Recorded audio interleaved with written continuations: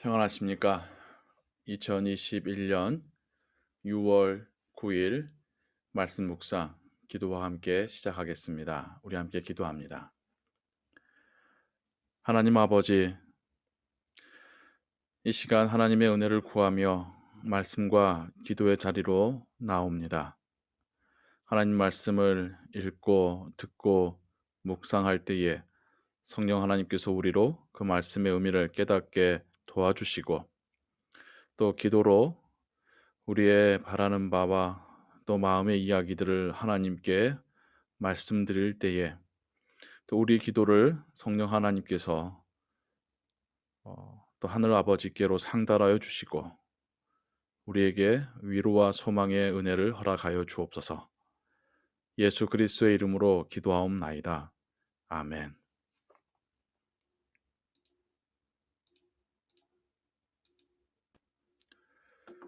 오늘은 사사기 16장에서 18장을 읽으시기 바랍니다. 이 시간에는 사사기 17장 1절부터 13절까지의 말씀을 함께 읽으며 묵상하겠습니다.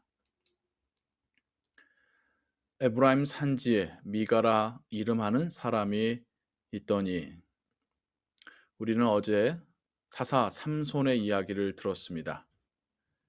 그리고 오늘부터의 사사기 후반부에는 사사기임에도 불구하고 사사가 등장하지 않습니다. 사사는 하나님께서 그 영을 부어주셔서 하나님을 대리해서 이스라엘 민족을 구원하고 또 말씀으로 재판하고 가르치는 리더입니다. 그 사사가 더 이상 세워지지 않는다라는 것은 이스라엘 민족에게 영적으로 암흑기였다라는 뜻이겠죠. 오늘 우리가 또 읽는 성경 본문에서는 결코 사사일 수 없는 사람들의 이야기를 통하여서 영적으로 타락하고 신앙적으로 왜곡된 그들의 모습을 보며 또 오늘날 이 시대를 향한 하나님의 메시지를 함께 듣기를 원합니다. 그의 어머니에게 이르되 어머니께서 은 1,100을 잃어버리셨으므로 저주하시고 내 귀에도 말씀하셨더니 보소서 그 은이 내게 있나이다. 내가 그것을 가졌나이다 하니 그의 어머니가 이르되 내 아들이 여호와께 복받기를 원하노라 하니라. 이 구절을 그냥 읽으시면 이게 무슨 말인가 좀 의아하실 겁니다. 에브라임 산지에 미가라는 사람이 있었고 그의 어머니가 상당히 부유했었던 것 같습니다. 은 1,100을 잃어버리게 됩니다. 뒤에 보면 미가가 한 레위 청년을 자기 집안의 개인적인 제사장을 삼을 때에 1년 연봉으로 은 10개를 주겠다고 말했으니 은 1,100개는 매우 큰 액수였겠구나라고 우리가 짐작할 수 있겠습니다. 그 어머니가 그래서 자신의 은을 훔쳐간 이를 저주하였습니다. 그런데 아들이 그 어머니의 저주를 듣고 그 저주가 자기에게 임할까 두려워서 어머니에게 자신이 훔쳤었노라고 다시 내놓고 있는 것입니다. 그런데 그의 어머니도 자신의 저주가 아들에게 임할까봐 그 저주를 상쇄할 수 있는 축복의 말을 해주고 있습니다. 미가와 그 어머니의 신앙이 축복과 저주에 있어서 성경적인 이해가 아니라 그 당시에 일반 다른 종교에서 말하던 축복과 저주의 그런 개념을 가지고 있었다라는 것을 우리가 보게 됩니다. 미가가 은 1,100을 그의 어머니에게 도로 주매 그의 어머니가 이르되 내가 내 아들을 위하여 한 신상을 새기며 한 신상을 부어 만들기 위해 내 손에서 이 은을 여호와께 거룩히 드리노라. 그러므로 내가 이제 이 은을 네게 도로 주리라. 또 우린 여기서 왜 미가의 어머니가 이렇게까지 할까 생각해 보게 되는데요. 그것은 자신이 의도치 않게 아들을 저주하였고 그 저주를 피하기 위해서 축복의 말도 해 주었지만 그것으로 충분치 않다 여겼던 겁니다.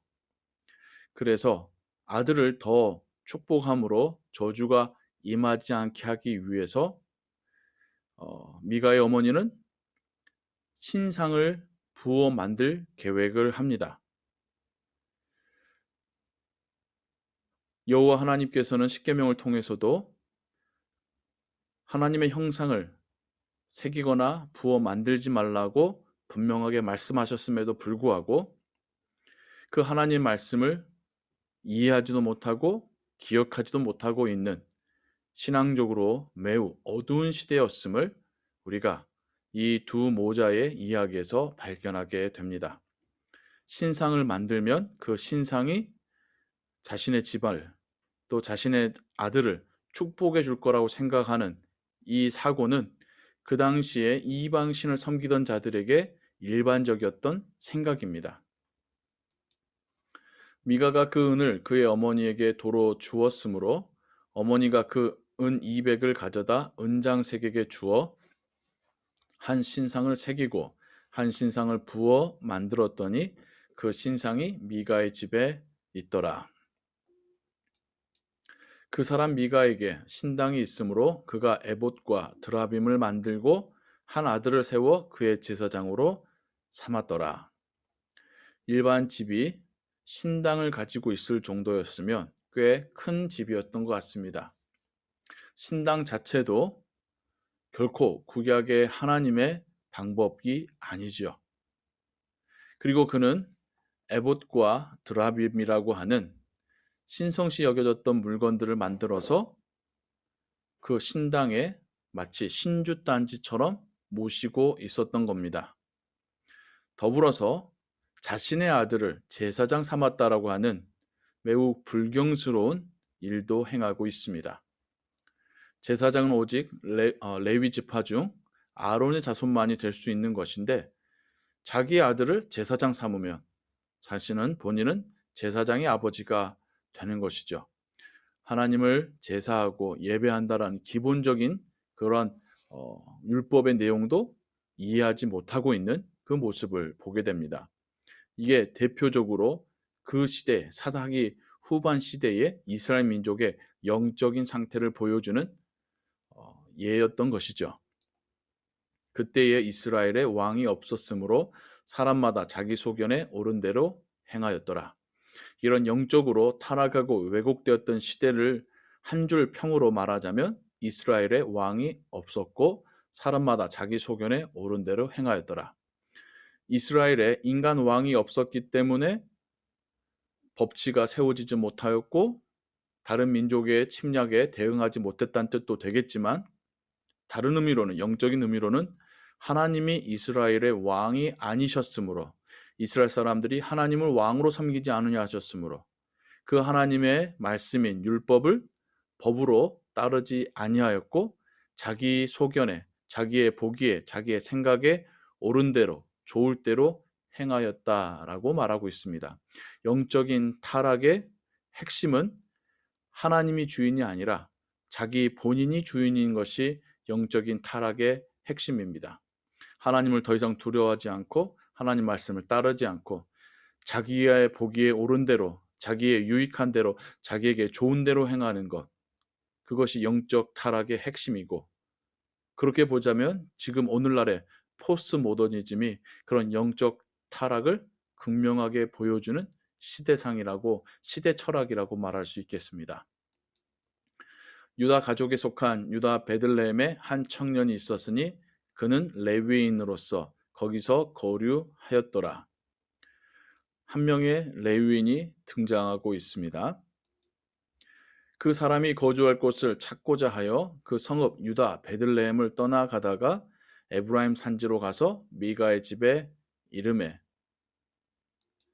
미가가 그에게 묻되 너는 어디서부터 오느냐 하니 그가 이르되 나는 유다 베들레헴의 레위인으로서 거류할 곳을 찾으러 가노라 하는지라. 미가가 그에게 이르되 네가 나와 함께 거주하며 나를 위하여 아버지와 제사장이 되라. 내가 해마다 은열과 의복 한 벌과 먹을 것을 주리라 하므로 그 레위인이 들어갔더라. 레위인이라고 해서 다 제사장이 될 수 있는 것이 아닙니다.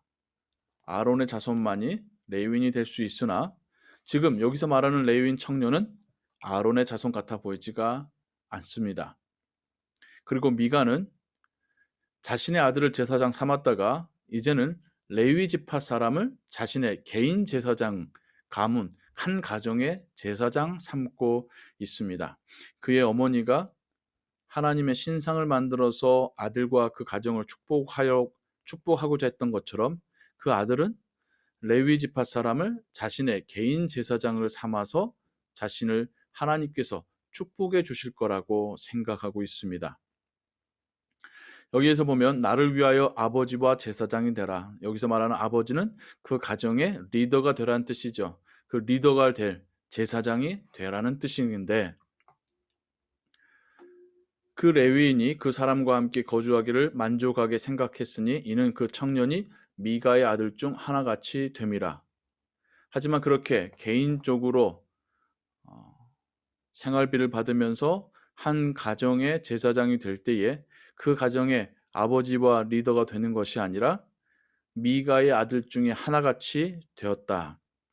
그 가정의 종속이 되고 그 가정만을 축복하는 자가 되고 그 가정을 위해서 예배하는 자. 그러니 그의 사역도 온전한 사역이 될 수 없었겠지요. 미가가 왜곡된 자기 중심적인 신앙인을 보여준다면 이 레위인은 물질에 움직이고 하나님 중심의 사역이 아닌 사람 중심의 사람의 시선과 그들에게서 받는 것에 좌지우지되는 타락한 사역자의 모습을 우리에게 보여주고 있습니다.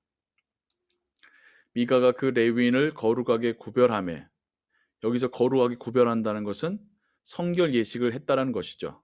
한 개인이 제사장이 될 수 없는 레위 지파 사람을 그들이 개별적으로 그 가정에서 성별 의식을 치르고 제사장을 삼았다는 겁니다. 그리고 그 청년이 미가의 제사장이 되어 그 집에 있었더라. 하나님의 제사장이 아니라 미가의 제사장이 되었다라고 성경이 말하고 있습니다. 이에 미가가 이르되 레위인이 내 제사장이 되었으니 이제 여호와께서 내게 복 주실 줄을 아노라 하니라.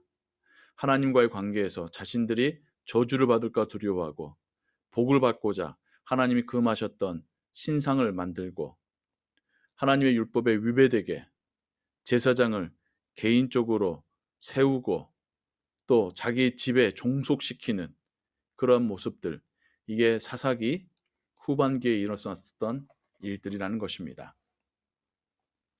이 메시지를 듣고 묵상하며 오늘날 시대에 하나님을 모르는 사람들도 안타깝지만 하나님을 안다고 하면서도 자기 본위로 혹은 자기 개인의 축복을 위해서 하나님을 믿거나 또 신앙생활의 모든 방향이나 목표가 자기 개인의 일신의 부귀영화를 위해서 믿는 자들이 있다라는 사실이 안타까운 현실입니다. 우리는 오직 하나님만을 섬기고 그분이 우리의 아버지와 또 왕이 되셔야 되며 우리가 하나님을 움직이는 것이 아니라 하나님께서 우리의 삶을 인도해가는 그런 신앙의 삶 되기를 원합니다. 오늘 하루도 하나님이 나의 주인이시고 목자 되시는 삶, 내가 하나님께 순종하는 삶, 내가 하나님께 영광을 올려드리는 이런 하루 되시기를 주님의 이름으로 축원합니다. 우리 함께 기도하겠습니다. 하나님 아버지, 사사기에서 일어난 영적인 타락과 암흑은 오늘날까지도 여전합니다. 오늘날도 하나님을 자신의 목적대로 믿는 자들이 있습니다. 오늘날도 하나님을 두려워하고 하나님께서 주신 사명으로 일하는 것이 아니라 사람들의 시선을 두려워하고 또 물질에 흔들리는 사역자들이 있습니다. 하나님 불쌍히 여겨주시고 더욱 우리가 하나님 앞에서 두려운 마음 가지고 신앙생활하게 하시며 순전한 신앙이 되게 하시고 하나님을 우리의 유일한 주인으로 왕으로 섬기는 신앙 되게 하옵소서. 오늘도 주와 동행하기를 소원합니다. 오직 하나님만이 영광 받으시옵소서. 예수 그리스도의 이름으로 기도하옵나이다. 아멘. 주기도문 합니다. 하늘에 계신 우리 아버지여, 이름이 거룩히 여김을 받으시오며 나라의 임하옵시며 뜻이 하늘에서 이룬 것 같이 땅에서도 이루어지이다. 오늘날 우리에게 일용할 양식을 주옵시고 우리가 우리에게 죄진 자를 사하여 준 것 같이 우리 죄를 사하여 주옵시고 우리를 시험에 들게 하지 마옵시고 다만 악에서 구하옵소서. 대개 나라와 권세와 영광이 아버지께 영원히 있사옵나이다. 아멘. 계속해서 기도 찬양과 함께 기도하시고 오늘 하루도 하나님의 은혜 가운데 평안하시기 바랍니다.